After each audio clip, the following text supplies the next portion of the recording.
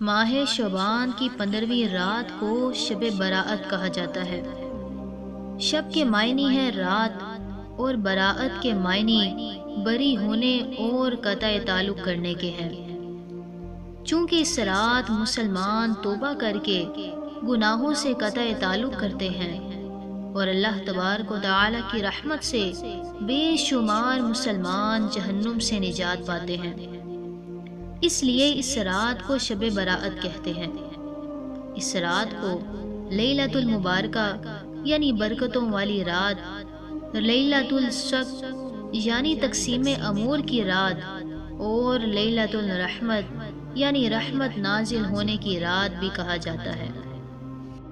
حضرت عطاء بن یسار رضی اللہ تعالی عنہ فرماتے ہیں کہ لیلۃ القدر کے بعد شعبان کی 15ویں شب سے افضل رات اور کوئی رات نہیں۔ غنیۃ الطالبین میں ہے کہ جس طرح مسلمانوں کے لیے زمین میں 2 عیدیں ہیں، اسی طرح فرشتوں کے لیے آسمان میں 2 عیدیں ہیں، ایک شب براءت اور دوسری شب قدر۔